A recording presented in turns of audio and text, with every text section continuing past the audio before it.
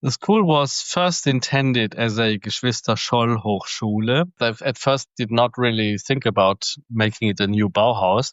This was the suggestion by Max Bill, and that's a very important fact, of course. My name is Martin Mäntele. I'm an art historian by training, and I work as the head of the HfG Archive, the archive of the former Ulm School of Design, or in German Hochschule für Gestaltung. As such, we are an external department of Museum Ulm, which is run by the city of Ulm in South Germany. My name is Anja Guttenberger, and this is my podcast, Bauhaus Faces.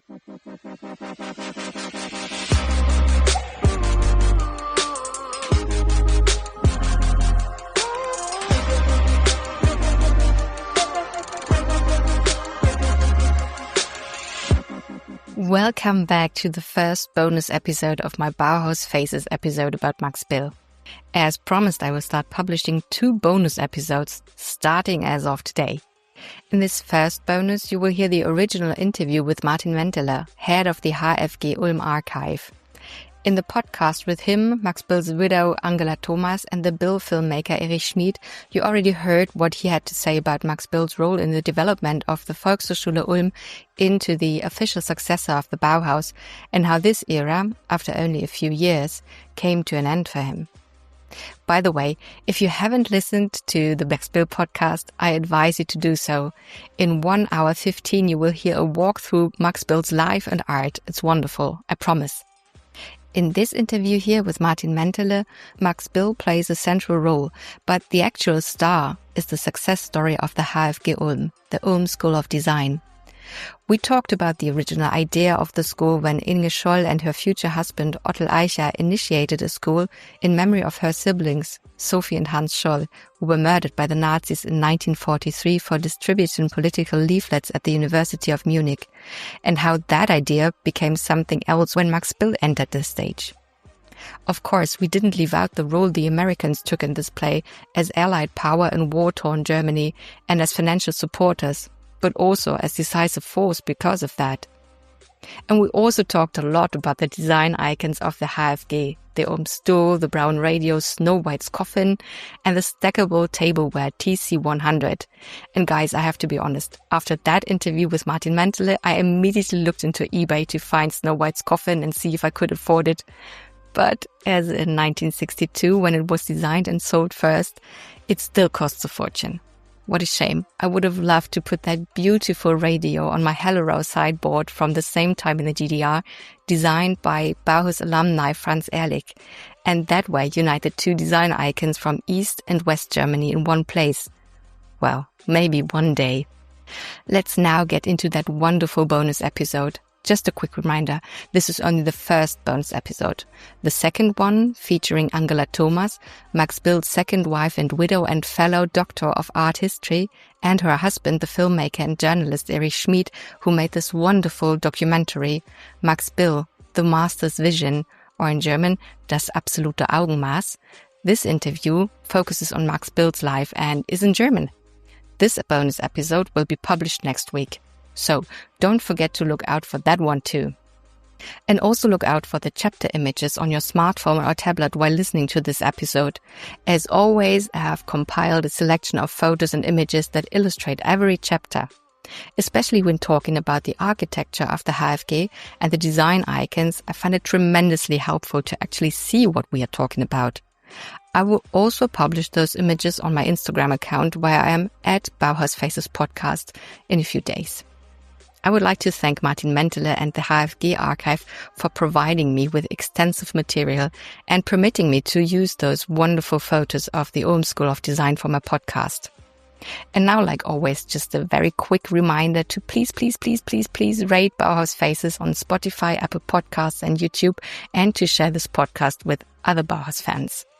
Well, let's now dive into this bonus episode of Bauhaus Faces with Martin Mäntele and shine a light on the Ulm School of Design. Thank you so much for making the time today to talk to me about the HfG and especially about Max Bill's role at the HfG Ulm.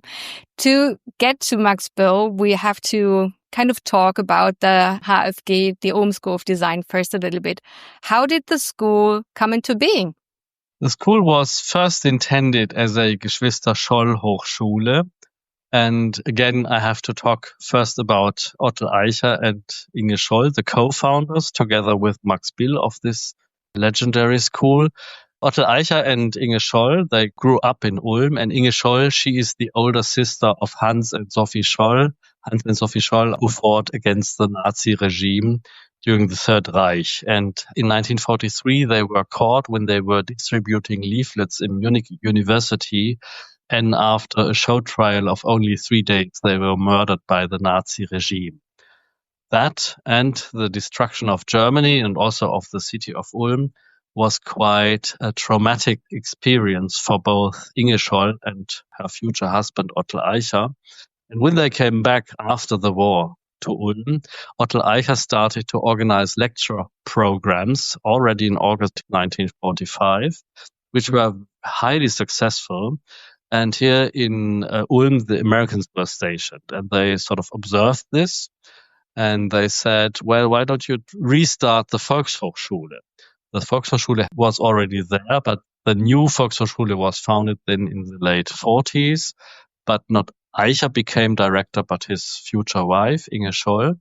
And until 1948, it was one of the largest Volkshochschule in Germany with about 3,000 members.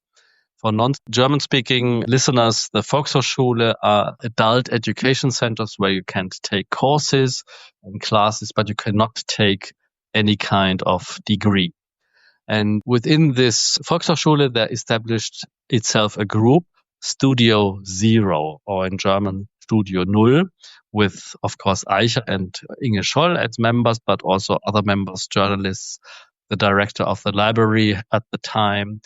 And they were discussing different ideas and also the idea of founding a Geschwister-Scholl Hochschule in memory of Hans and Sophie Scholl, meaning they wanted to establish a university-level education in Ulm, but focusing on general sciences like history, psychology, politics, of course, everything in order to sort of educate the younger generation in the sense of the new democratic system, because this was the main impulse for all of them, especially for Aicher and Scholl. They said, we need to do something that something like the Third Reich would never, ever happen again in Germany. This is really the basic impulse. And we sometimes talk also about the anti-fascist impulse of them for all the actions, the Volkshochschule, and also, of course, later, the Ulm School of Design. But as I said, first they intended this to become a Geschwister-Scholl Hochschule.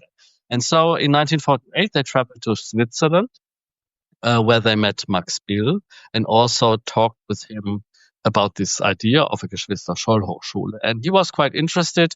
And so they exchanged letters, and they were eventually inviting him to join them in establishing, or at least in developing, a program, which he did. With the time, they also sort of found out that the American government would be interested in funding them, because after the founding of the Bundesrepublik, there was a lot of money, which was part of the Marshall Plan, and there was a special re-education fund with about 50 million marks. And the most important person in this complex on the American side is John J. McCloy. He was the High Commissioner for Germany at the time, and he found a silent agreement with Inge Scholl saying that the American government would give 1 million mark in order to build the building if the German side would also give as much money. And so it was the big task for Inge Scholl to collect this money, which came from private and public sources. But it was really a very, very difficult task, because 1 million mark at the time was a lot of money, of course. And so eventually they had everything together. So in 1952, there was a big celebration where the check was handed over in the City Hall of Ulm, and Bill could finalize the planning and they could start building. But already in 1953, they started the first course. Yeah, well, why did they approach Max Bill in Switzerland? Why didn't they approach anyone else that had studied or taught at the Bauhaus before if they were interested in that kind of person? As I said, they at first did not really think about making it a new Bauhaus. This was the suggestion by Max Bill, and that's a very important fact, of course, because Max Bill told them very early on that he thought it's not a good idea to name the school after Hans and Sophie Scholl in memory of what they did. Also because he said it's too nostalgic, it's too German, and they are not known outside of Germany as a resistance group, which is true actually at the time. And he said, well, why don't we try to reestablish the Bauhaus? Because he had studied at the Bauhaus briefly in 1927, 28, and he had excellent connections with former Bauhauslers, as we call them in German. For example, Walter Gropius, the founder of the Bauhaus, 1919 in Weimar, and others. And this is also, of course, what intrigued the Americans, because they knew what the Bauhaus was. Certainly also because Mahler Notch had established the new Bauhaus in Chicago. But sort of 20 years after the closing of the Bauhaus in Berlin, it was quite well known. So the Americans quite early on decided to establish also Max Bill as the founding rector. And so we have lots of letters in the archives that are documenting this process, because we can then follow Max Bill's ideas, who he wanted to approach to teach in Ulm. And he eventually managed to find 4 former Bauhauslers to come to Ulm to teach classes. And also he is discussing with Walter Gropius the naming of the school and also part of the programming, actually. And so very early on, we can find a letter where he asks Walter Gropius for permission to use the name Bauhaus Ulm.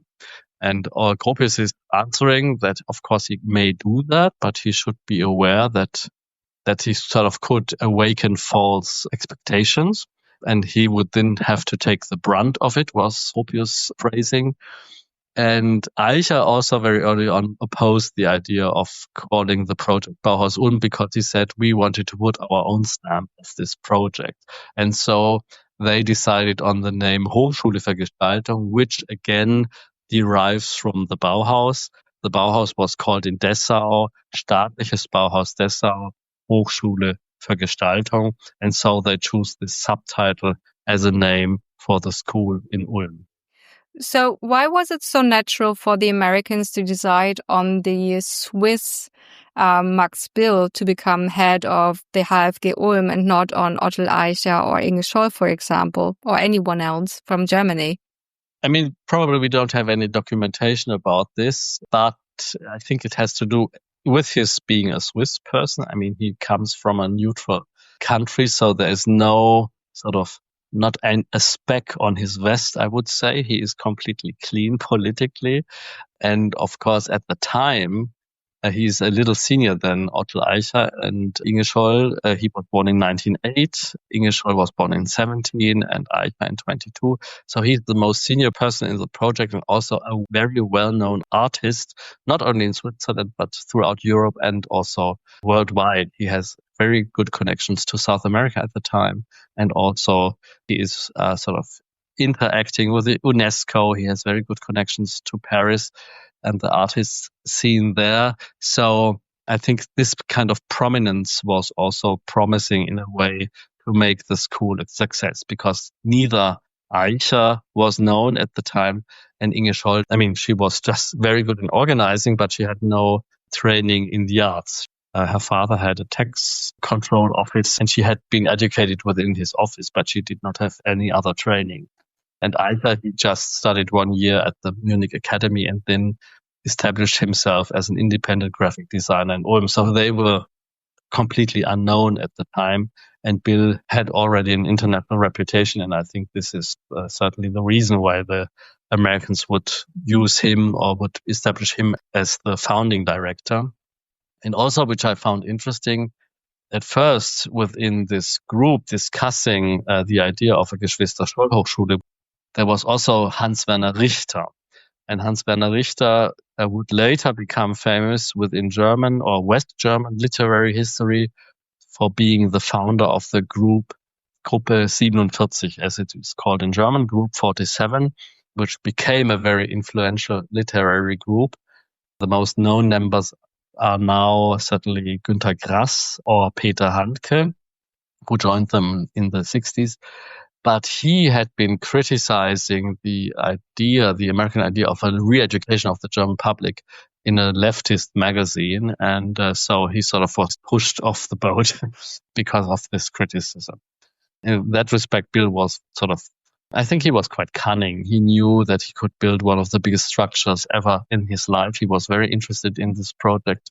And that could also be another reason, I guess, because he was devising the building of the school. And of course, that was also a major factor for the success of the school, that they would be able to build a new building similar to the Bauhaus, of course, in Dessau.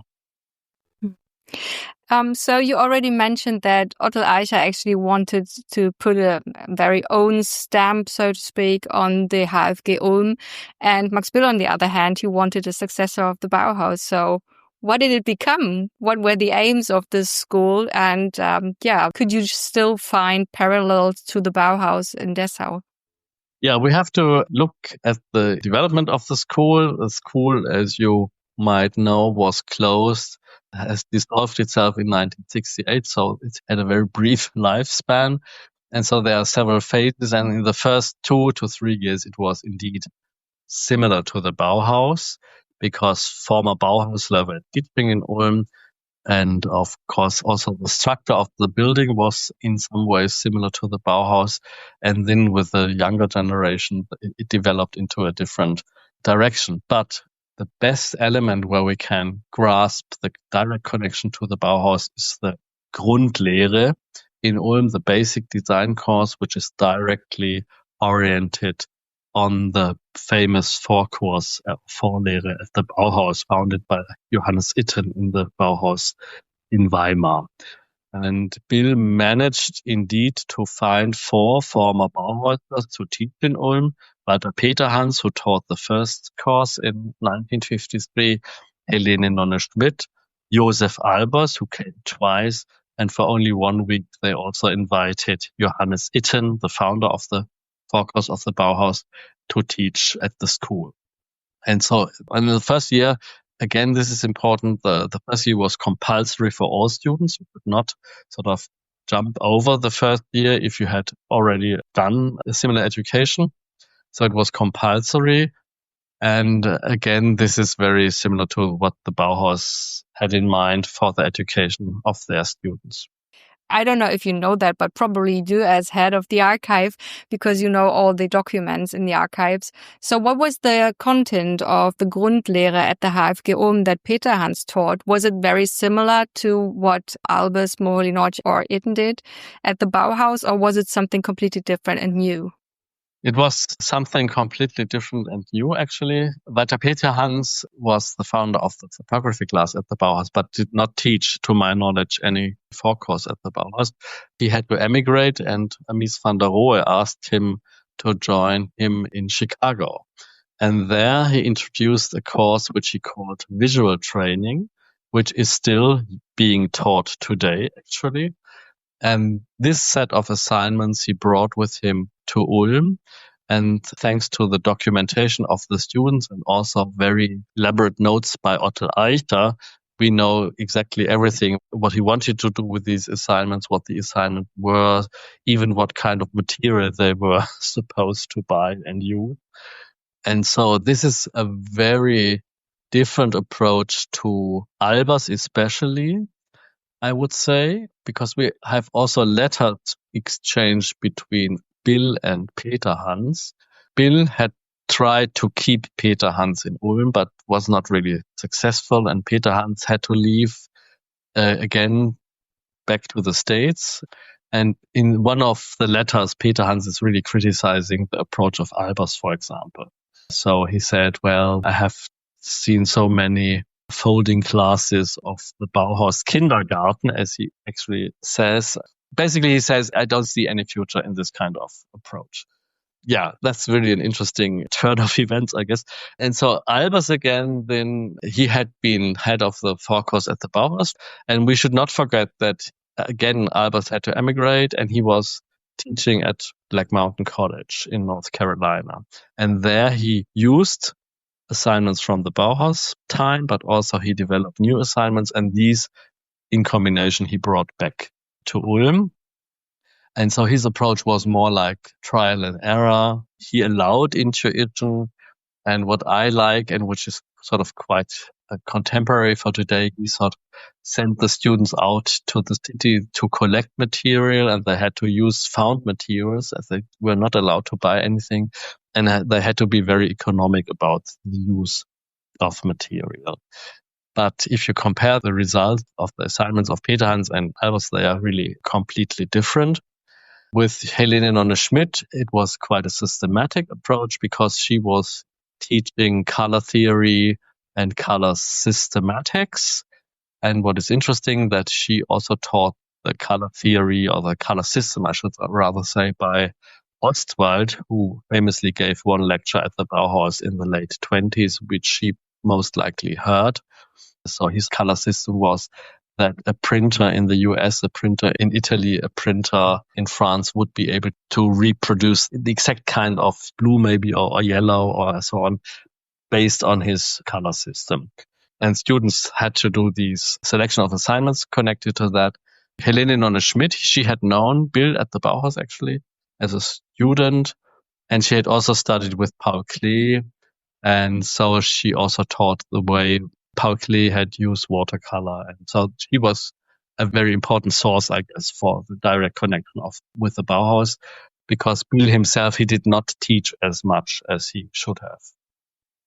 And lastly, Johannes Itten, he was there only for 1 week and was teaching assignments similar to what he did at the Bauhaus already, the warm-cold contrast, the light-dark contrast, and so on. And what he also did was his famous relaxation exercises at the beginning of the class. And we have photographs of the students not really enjoying this because at the time yoga was not a thing in Germany, of course, and they just didn't seem to understand what he wanted to do with it. But that's more of a fun fact, I would say. Well, you already mentioned that Max Bill didn't teach as much as he should have at the HfG, but I'm not letting you get away with that just like that. What did he teach at the HfG and what should he have taught maybe? Well, I think it was not so clearly decided what he should be teaching or how much. I mean, he was the director, but he always kept his private architectural practice in Zurich. So he was also moving between the two cities.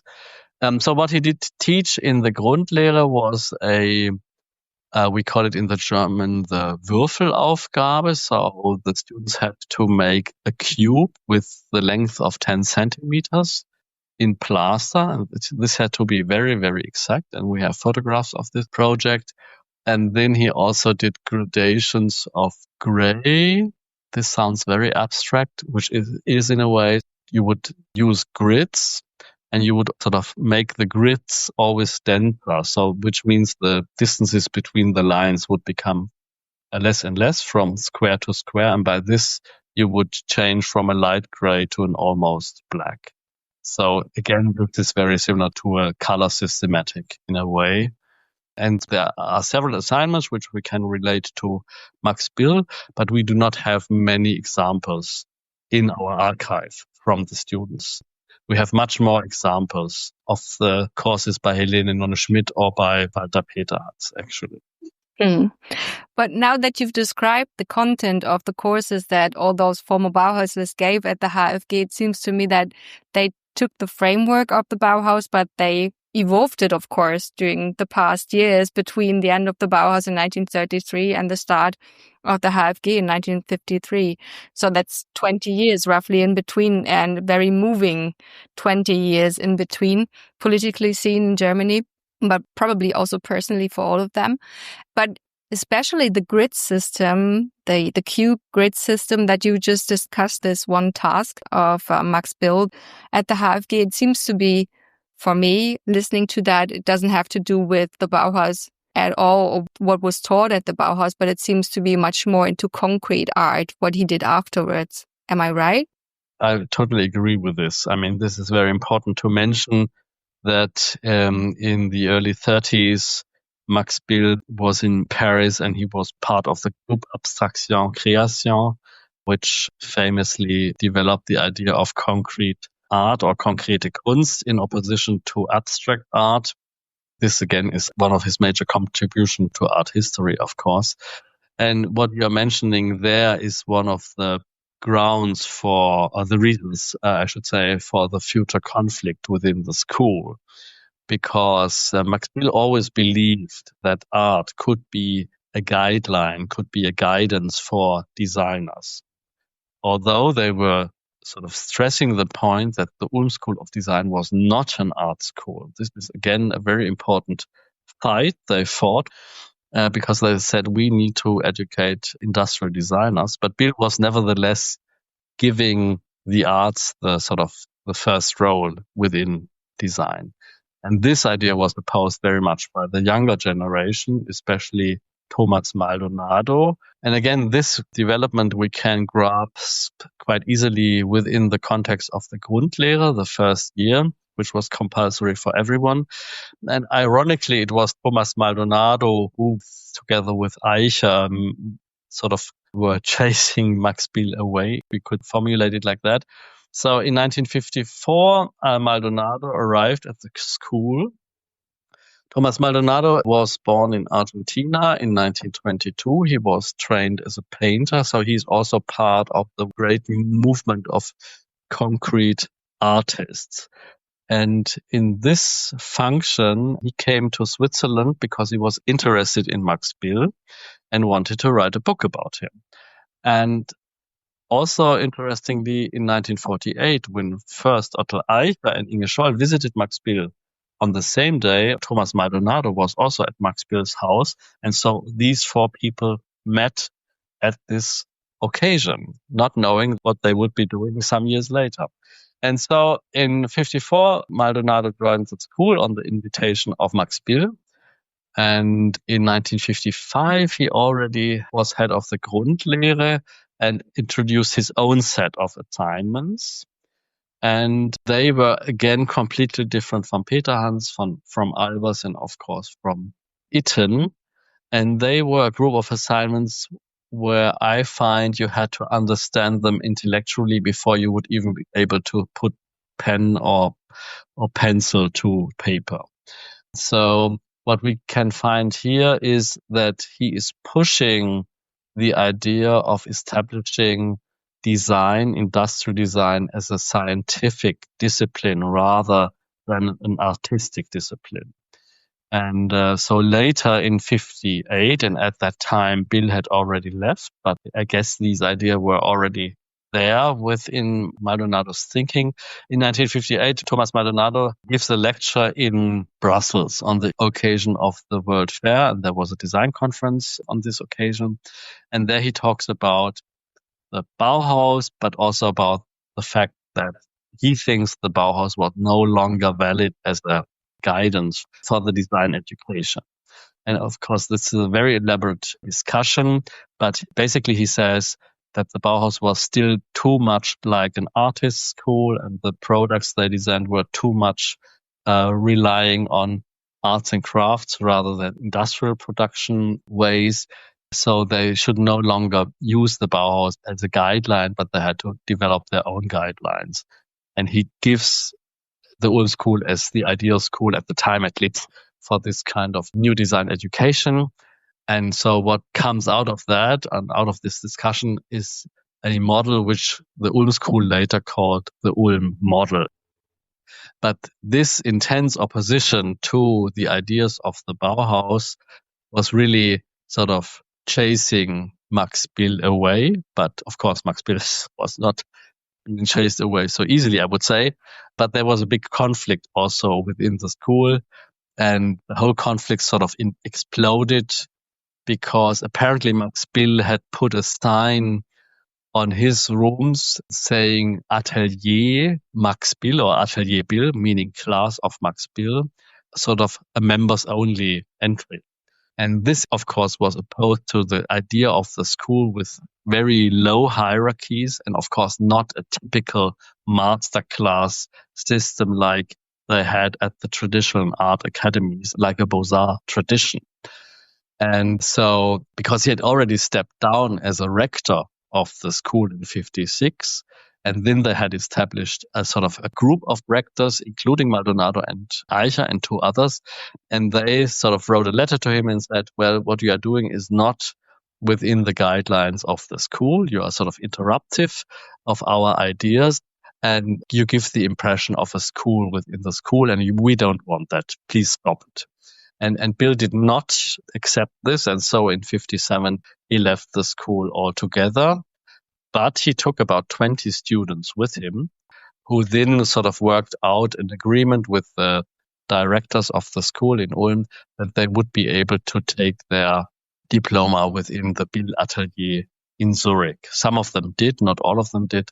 And so you see, this was already a very explosive situation. I mean, also losing 20 students, because at the time the school did not have as many students as it later have.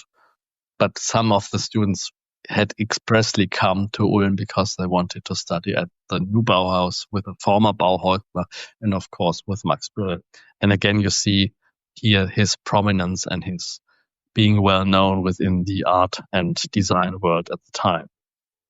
I think it's kind of ironic that it's history repeating, because what happened at the Bauhaus when Hannes Meyer came, he wanted to take the art out of the design process and put technology into the foreground and the work with the industry. And now what's happened at the HfG is that Max Bill, who studied under Hannes Meyer at the Bauhaus in 1928, he does the complete contrary and switches to, we put the art on top of everything again. And that, everything that Hannes Meyer did when he was at the Bauhaus, he switches at the HfG, and it becomes fatal for his position at the HfG. Because also Hannes Meyer, he was all about the collective and not about the individual. This is my office and you're only allowed to do this and that if you're in my office and I am the head or stuff like that. But no, it was the contrary. It was, we are the collective and the individual is not important. The outcome is important. And I find kind of ironic that Max Bill does it the other way around, and that this is what the younger people find unattractive about him at the HfG. Good point. And I think this also indicates in a way how political this founding of the Ulm School of Design was, of course, similar to the Bauhaus, because we should not forget that the Ulm School of Design was funded by the Americans. And I was talking about this condition that the Americans said, we will fund the school with 1 million mark if the German side would also donate as much money. And to me, I think the idea behind this is to make the Germans accept the heritage of the Geschwister Scholl, of Hans and Sophie Scholl, and their fight against the Nazi regime. Because at the time, as I told you, they were not known internationally, but within Germany, and especially within conservative circles, not only the White Rose group, but also Stauffenberg, who was fighting in 44 against Hitler with his bombing, they were considered as traitors. And so only in 53 there was a jurisdiction that it was forbidden to call them traitors, or Vaterlandsverräter, or Nestbeschmutzer, as they were called in German. And another thing is, I didn't talk about this, but it's a very telling episode, actually. So I talked about that Inge Scholl needed to collect this money.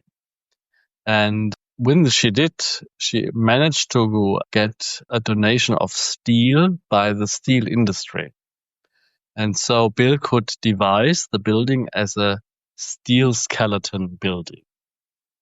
But in 1950, a former Gestapo informant, he launched a defamation campaign, and he said not only Hans and Sophie, but also Otto Aicher and Inge, and maybe even Bill, they have leftist tendency if they are not even communists.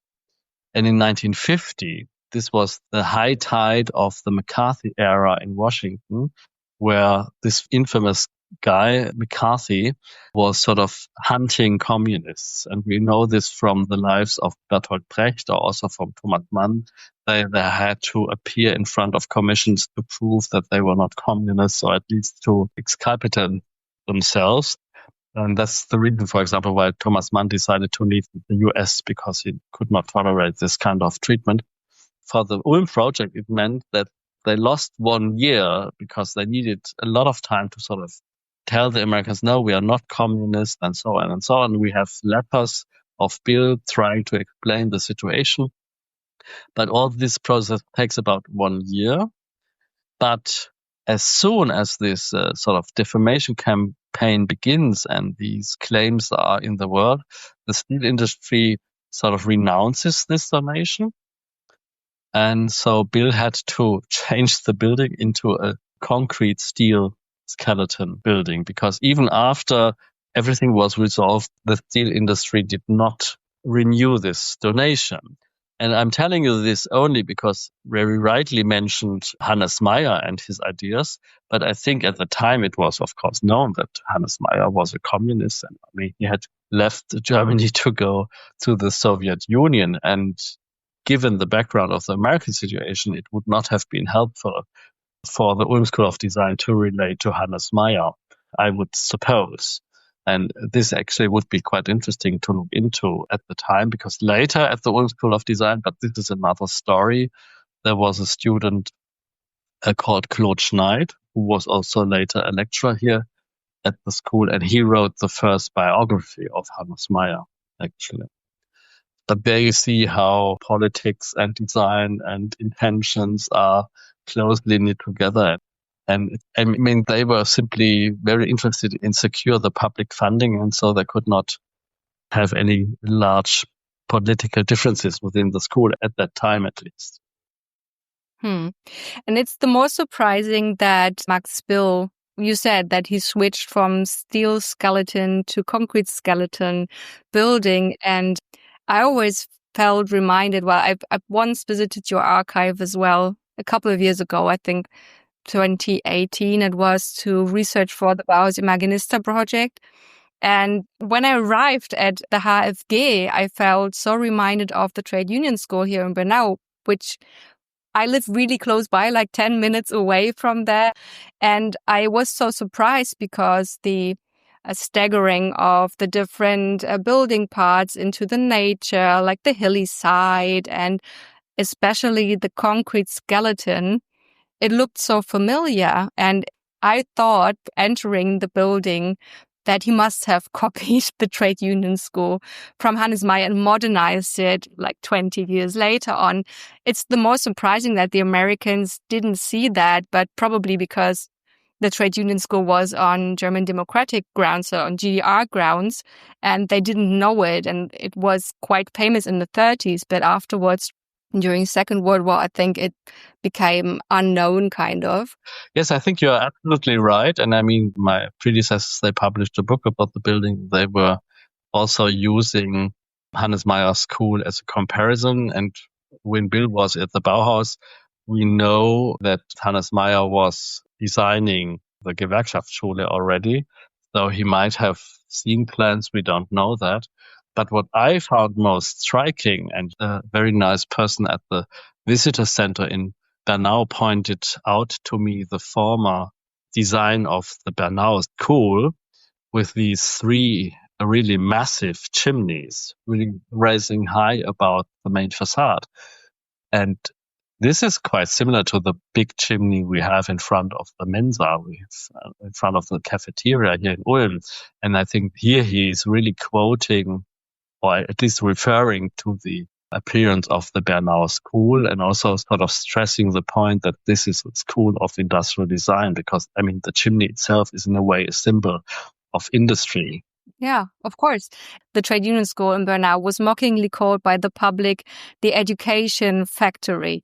because of those three chimneys. And well, you've probably been in the dining hall as well and seen this big glass facade, and you can open half of the windows with just turning one wheel and the other half with turning another one. So that was obviously copied from the industry as well. And there are more things. And the interesting thing is that the Nazis didn't change the facade. It was changed much later, after the Second World War, by a architectural collective, because the architect Georg Waterstraat, who designed the red building next to it, so there was like a twin building to make the whole school bigger because they had so many students.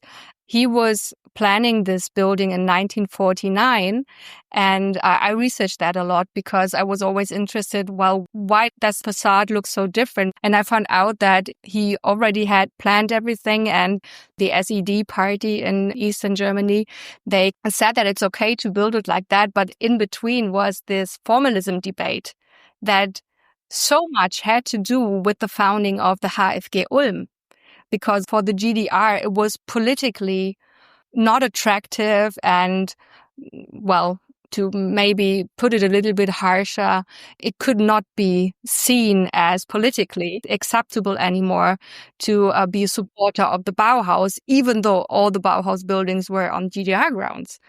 Because Gropius and Max Bill declared the HfG Ulm to be the official successor of the Bauhaus. The GDR had to act counter-politically, and that's why Georg Waterstraat, he was involved in other projects. He became privileged to travel to France and what everyone else wasn't able to do in the GDR.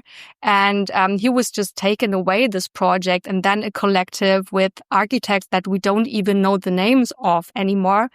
They designed that entrance and decided that the chimneys would be torn down. And that's why it looks like Third Reich architecture, because those were architects that were educated during the Third Reich as architects.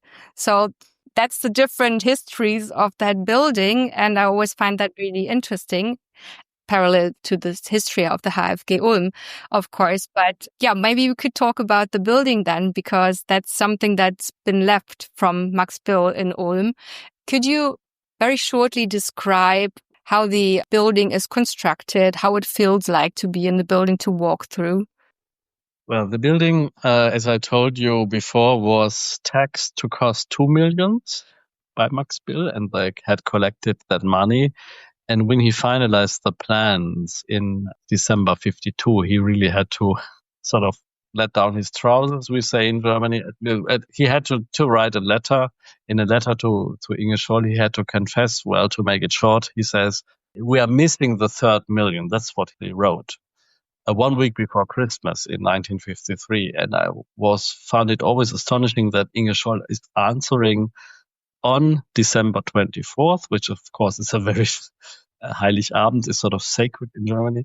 And she writes a very long letter, and she really can't hide her exasperation and her feelings of deception, and said, well, we trusted in you. How could this happen? And she immediately suggests that they would have to look into possibilities, what could be done, what could be built at the school itself.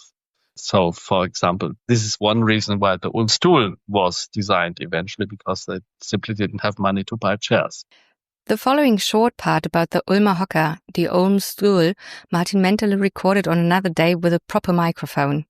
We really forgot to talk about this design icon in detail during our interview, and we thought it makes total sense to have it in our podcast anyway. That's why the audio you will hear now for the next roughly 2 minutes is much better than our interview recording. We had several technical problems in that, and I'm really sorry that the audio quality is not the best, but I wanted to use it anyway, because that's what real podcasting is like.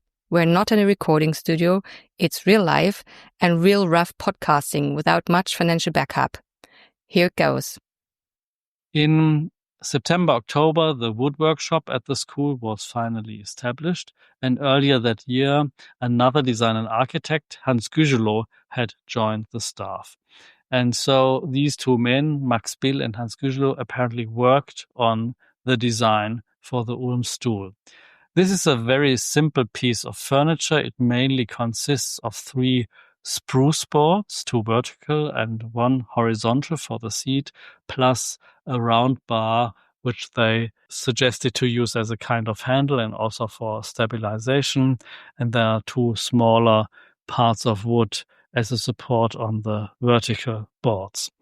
So they could build that themselves at the school's wood workshop, as I told you, but the finger joint was a bit of a problem. And so they asked the craftsman Paul Hildinger, he was the master of the wood workshop, and Josef Schlecker, he was the master of the metal workshop, for help. And these 2 craftsmen apparently developed a kind of device with which these finger joints could be produced more easily and quite cost efficiently. You must imagine that they did not have enough money to buy chairs. They had intended to spend about 30 marks per chair. We know this from a list of furniture they wanted to buy. They did not have this money, and the Ulm stool cost them at the time about 5 to 6 marks. So this was a very good solution at the time. They did not intend it to become a design icon, but that is a completely different story.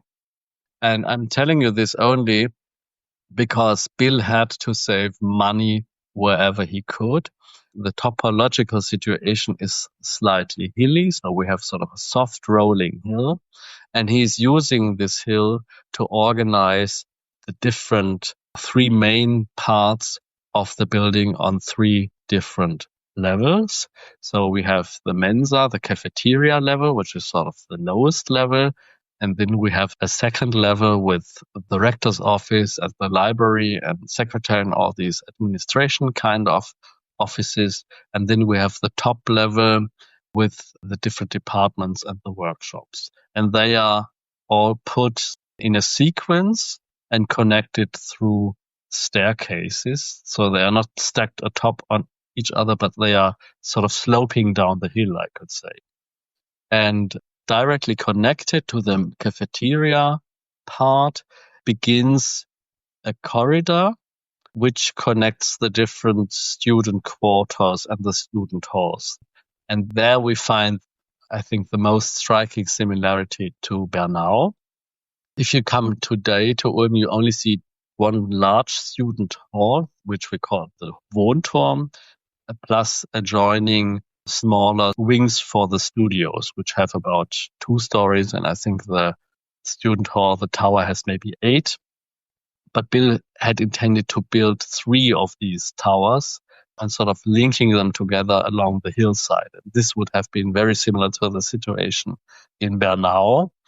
And he connected all these buildings with an open air corridor, but where you could sort of walk with a dry head into the main building. And of course, what Meyer does in Bernau, that he has a glass corridor connecting all the different living quarters, which of course is much nicer, especially in the winter. But they couldn't afford that. And I think that he never even thought about this. So these are similarities to Bernau, but there are also structural similarities to Dessau, I would suggest. For example, you can sort of wake up in the Wohnturm and via this corridor access directly the main building. And this is, of course, the same situation like you have at the Prellerturm in Dessau. You go down in the first floor, have breakfast, and then can go to your lessons or to the workshop without ever leaving the building. And this is the same idea here in Ulm. And also similar to the Bauhaus, Bill designed a couple of double houses, which were used by the lecturers, similar to the Meisterhäuser in Dessau. And the houses here are even closer to the main school building than they are in Dessau. It's maybe a 3 minutes walk to the first of them. But again, he didn't have enough money, so that he just built 6 units, actually, although he had intended to build more. And interestingly, and not many people know this, the first house in the sequence of houses for the lecturers, he wanted to build his own house. And this, again, not a double house, but a single house, a detached house, similar to Gropius in Dessau, who had not a double house like Klee and Kandinsky or the others, but who had a house for himself, which has been luckily restored in the last couple of years. So that's a very telling similarity to the Bauhaus, and also I think in a way very telling about the personality of Max Bill. But this never came to be because they didn't have the funds to do it. And the foundation was not really happy about this idea because it was really a large house. I think it had about 300 square meters or something like that, which is a very large house. The Bauhaus building, when Max Bill was studying there, was brand new. And I think it must have been one of the most exciting experiences, which then would become world famous. And that can be quite influential for such a young person. I mean, he was still in his early 20s when he was there. When I was talking to his widow, Angela Thomas, she also said that there is a strong possibility that he visited Bernau in 1929 and perhaps even worked there on the building site, because there's like a big blank in 1929 and she only found out that he had been in Berlin.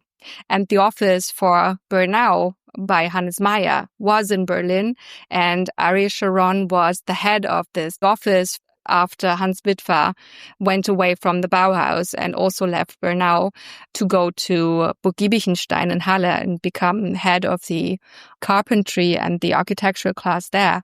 And Aicher-Scholl and Max Bill, they were pretty close friends even later after that time at the Bauhaus. So there is a strong possibility that Max Bill was in Bernau, or at least knew the competition entries, because of course those in 1928, it was published in the Bauhaus journal, and it was probably also exhibited at the Bauhaus, I would guess, because I mean it was the Bauhaus project under the era of Hannes Meyer, and was the only Bauhaus building that was built from the inside and from the outside by the Bauhaus, apart from the Bauhaus building itself.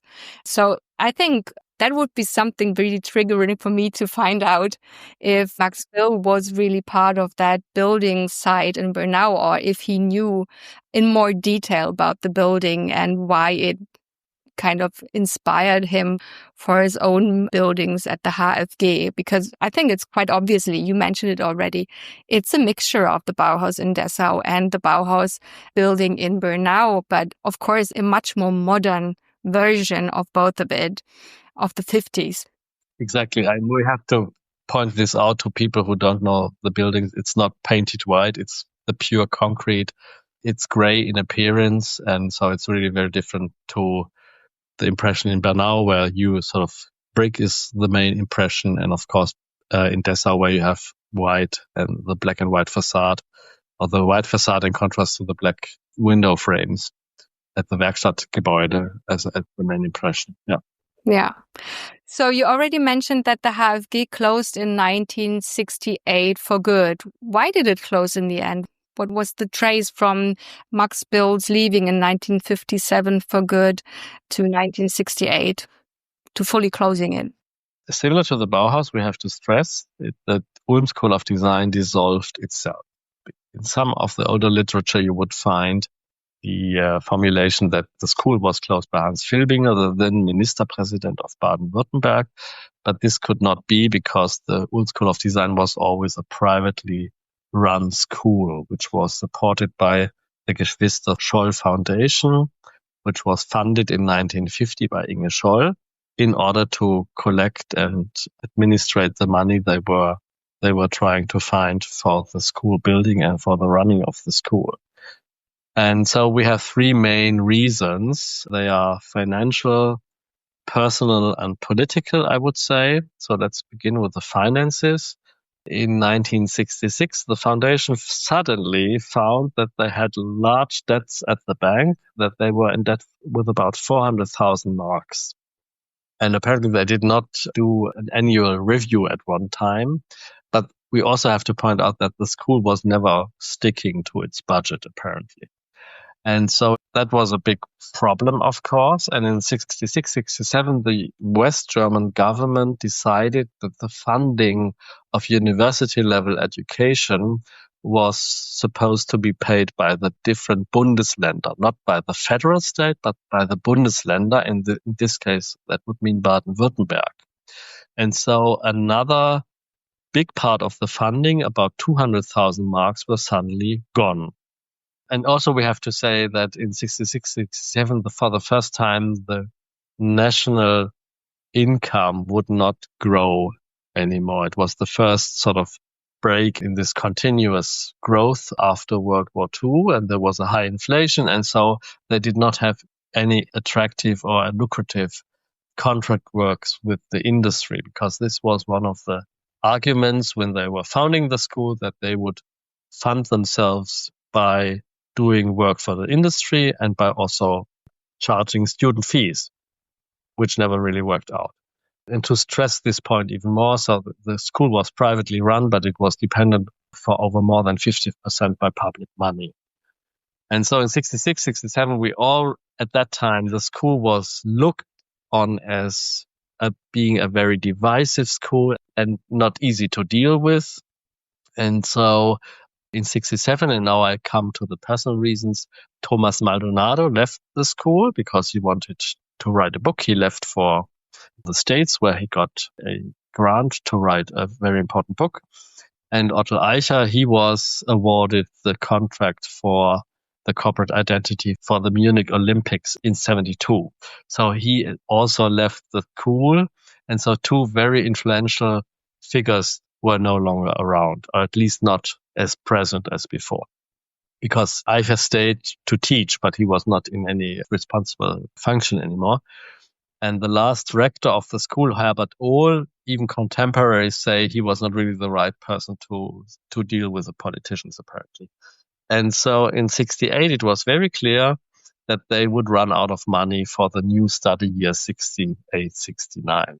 And for legal reasons, they had to let people go, and they had to inform them as early as March, apparently. But already in February, there was a vote by the students and by the lecturers and by the whole staff, actually, of the school, that they would rather dissolve themselves than accept any kind of compromise. And one of these compromises, which was discussed or suggested by the politicians in Stuttgart, was that to make it a state school, to join the Ulm School of Design with a newly founded engineers school in Ulm, which actually still exists. But as soon as this was suggested, they took this discussion to the public, and we can find reports in the local paper that they were fighting about who would then be the director and who would then have sort of the say in the school.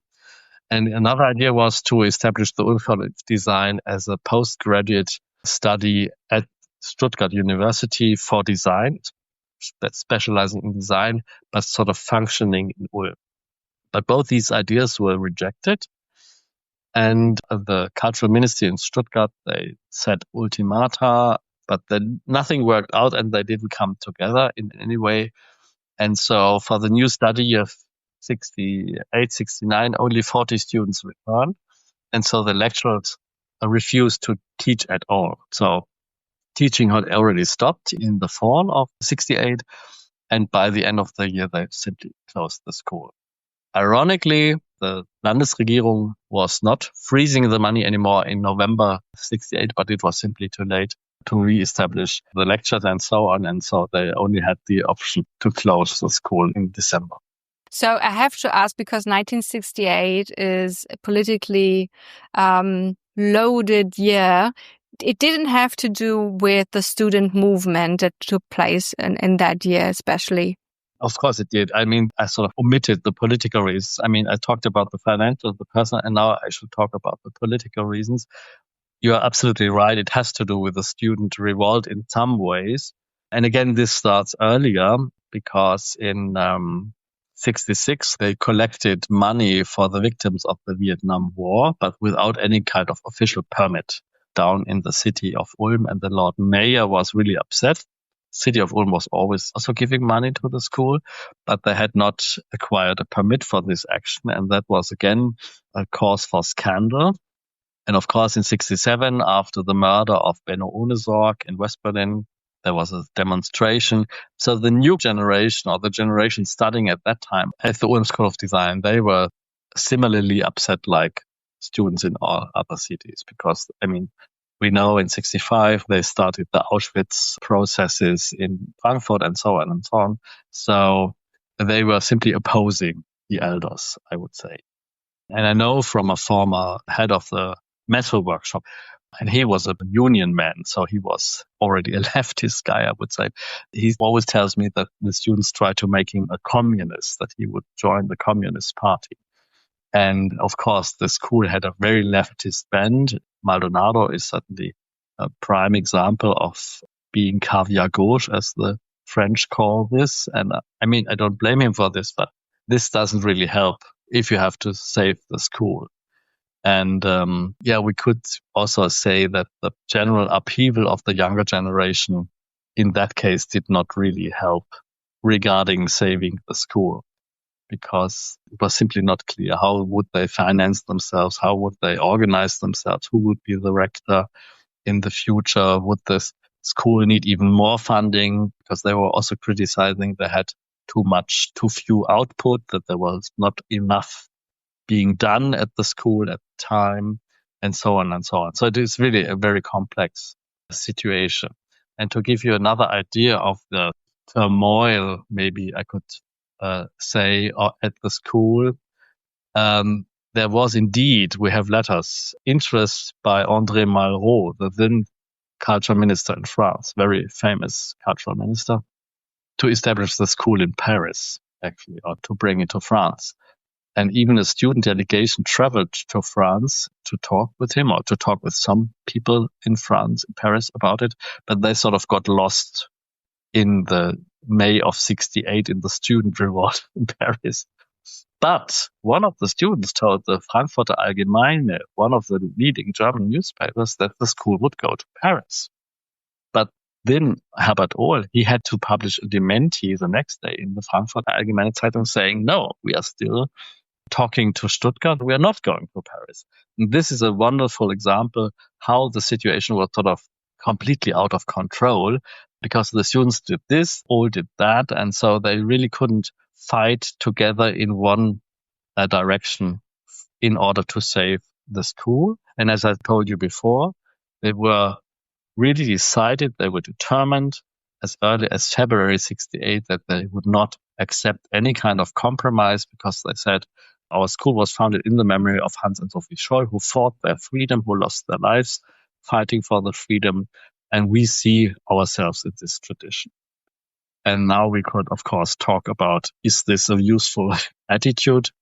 I don't want to decide, but this illustrates you very clearly how difficult the situation was. Maybe it could not be resolved at the time. So after the HfG closed, what happened to the building and what is there happening today? After the school was closed, some of the workshop masters, they tried to keep the workshops alive, and they tried to find contract works or work to make money, but this didn't really last a long time. And then for a very brief time, for about 3 years, there was the Institute for Umweltplanung. So we could translate this for Institute for Planning. And that was already connected to Stuttgart University. And this gave some of the younger students the opportunity to finish their studies and receive their diploma. And some even made a doctorate, actually. But that collapsed again 3 years later in 1972. And then the University of Ulm, which was only founded in 1967, if I'm not mistaken, which was so still young and they were growing and they needed space, they took over the school and also the student halls, and they established different functions. And one main function was a psychosomatic clinic on one side and the Department for Anthropology on the other side of the building. And they used the building until about 2008 or 2009. For the clinic, there was a new building and they moved there. And so everyone moved out. And the foundation, which is now called Stiftung Hochschule für Gestaltung, HfG Ulm, who still owns most of the campus, they decided to establish a design center trying to find renters somehow related to design in general. And so the City Council of Ulm decided that the archive, the HfG Archive, which was at a different place in town, would be moved to the actual site, and that we would also receive some kind of exhibition space, because up to then there was not a real proper exhibition space within the archive actually.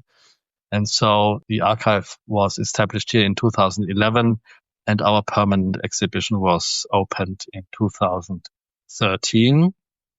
And so the other rooms are now rented out to photographers, engineers, marketing agencies, a large jewelry company, which is a traditional company from Ulm, and interestingly, a small private clinic for psychotherapy is now also again in the building. So at the moment, all rooms are rented out, and so the building is thriving in a way. My very last question, Herr Mäntele, it's could you pick out one or two products of the HfG Ulm that's probably also part of your permanent exhibition that became iconic and telling for the HfG and are known to most people? And could you describe them a little bit to the listeners and tell us why do you think that they become so iconic? Well, there are two obvious competitors for this. The first one, the older one from 1956, is the SK4, better known as Snow White's Coffin, a compact radio and record appliance manufactured by the Braun Company. And the second one is the TC100, a stackable tableware designed by Hans Nick Röhricht in 1958 and then produced from 1961 onwards. Both of them were very early accepted by the Museum of Modern Art in New York in their design collections. I've always compared to become a knight. So this is sort of the knighthood for designers if their work is accepted in the collection. The compact appliance, the SK4 or Snow White's Coffin, is really a new approach to this kind of appliance, because up to then, radios or record players were hidden away in large pieces of furniture, and they were quite heavy. You could not move them around yourselves. And so they did everything contrarily to that. So the main designer on this project is Hans Gugelot, who also taught at the school, an architect by training, by the way. And instead of using a full body made completely out of wood, he is only using flanks made in wood. And the main body of the appliance is made from bent metal. And this bent metal was then lacquered in crisp white, which again was a new approach, because at the time, clean white would not be acceptable for a living room. They would use ivory white maybe or eggshell, but never, as they called it in German, Krankenhaus white, hospital white. But he did. Of course, the nickname derives from the color, but also from the fact that Dieter Rams, who at that time was already working for Braun, though only briefly, he suggested to use acrylic glass for the lid, making the lid transparent. And by this, they designed a new type for this kind of machinery, for this kind of appliance. And in the future, most of the record players would have a kind of transparent or semi-transparent cover.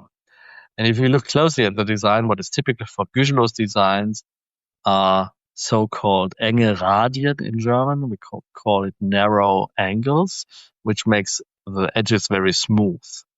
And together with the whiteness and the smooth edges and the transparency, this is really the DNA for Jonathan Ives' work for Apple from about 20 or 30 years ago. So in a way, the idea of Apple design, or some ideas, let's say some ideas, Apple design, at least from Jonathan Ives onwards, were designed or thought about in Ulm. And that's why it's certainly iconic. So like the Apple products are the must-haves of today. In 1956, the SK4 was a must-have. And it was similarly expensive because it cost about 290 marks, which was a month's salary of a teacher or a policeman, apparently. And so the second contender is, in my eyes, the TC100, the stackable tableware. Again, interestingly, the C stands for compact. And it's a stackable tableware based on a grid, and every element with the same diameter could be stacked on top of each other. And I always use it as an example to explain what the Ulm model meant, because the basic idea of Hans Nick Röhrig, who later became professor in Berlin, and he himself educated many future professors of design. And his basic idea was to use a double cylinder for this shape, for the cups and so on. But double cylinder cannot be produced. You have to have some kind of slant. In German, we have the very nice word Ausformschräge or Entformungsschräge, which needs to be at least 2 degrees as an angle, maybe 1.5. But you need this kind of slant in order to be able to remove something from a mold smoothly. I always compare it to a muffin baking tray. It also is slanted in order to remove the muffin quickly. And this is what the Ulm model is about, that the designer has to accept these technical reasons, and he then has to adapt his design accordingly to these technical expectations. And I could talk more in detail about further elements in this design. Also, he did some research. For example, he talked to dishwasher manufacturers, and they always told them make sure that the water jet gets everywhere so that the china gets clean, and also make sure that there are no recesses that the water can dry off completely. And again, this has nothing to do with aesthetics. It has to do with function. But the designer has to collect all these data and put them into his design in order to make a successful product. And there you really can grasp the difference between design and art, because an artist might claim the most beautiful stackable cup looks like this for me. I don't accept any kind of compromise, but it would never be produced. And the designer has to accept the technical framework for his design and then adapt his design, and only then his work will be produced. And again, was quite a successful work. The cups were then produced by Thomas, a company which belonged to Rosenthal at the time, one of the most famous manufacturers in Western Germany at the time. And it was produced continuously until 2006 or 8. I think it's quite interesting. I don't know if you know Mitropa dish from the GDR. I grew up with that kind of dish. And when I saw the first time at the HfG Ulm exhibition, the stackable dish of the HfG, I felt so reminded of that. And I always wondered what came first, the HfG dish or the Mitropa dish, or was it a zeitgeist thing, that just evolved during that time? Yeah, I think it would be both. And the Mitropa, I think it's slightly earlier. But again, we would have to look really into the development of the whole process. And also, I think it has not really been done so much research about the exchange between West German and East German design and designers. I mean, there was this big exhibition by Vitra where they showed stackable tableware by Röhrig, but also GDR design, because everybody sees this similarity. But I think there's still some questions to be answered. Yeah, it's always good to discover new parts that still have to be researched and people can write PhD theses about. Mr. Mäntele, thank you very much for joining me today. It was a great pleasure against all technical odds, and see you soon. We managed this bravely together.